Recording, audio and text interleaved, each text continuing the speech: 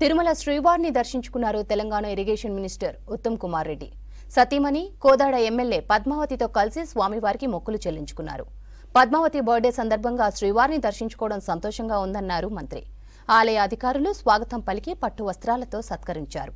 తీర్థ ప్రసాదాలు అందజేశారు. కొత్తగా ఏర్పడ్డ ఏపీ ప్రభుత్వానికి మంత్రి ఉత్తమ్ శుభాకాంక్షలు తెలిపారు. రెండు తెలుగు రాష్ట్రాల మధ్య మంచి సంబంధాలు ఉండాలని స్వామివారిని కోరుకున్నామని చెప్పారు ఉత్తమ్.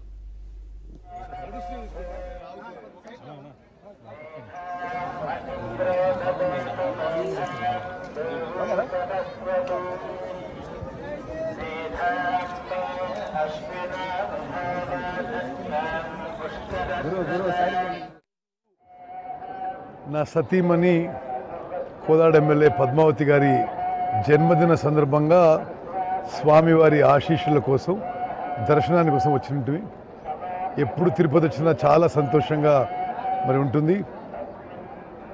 నూతనంగా ఆంధ్రప్రదేశ్లో కొత్త ప్రభుత్వం ఏర్పడ్డది.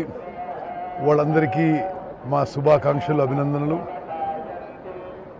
రెండు రాష్ట్రాల మధ్య మంచి సంబంధాలు ఉండాలని,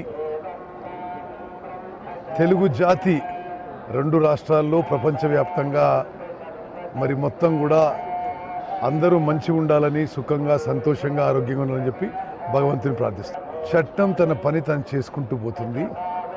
మేము స్ట్రిక్ట్గా ఏ కమిషన్ వేసినా ఏమున్నా చట్టం ధర్మం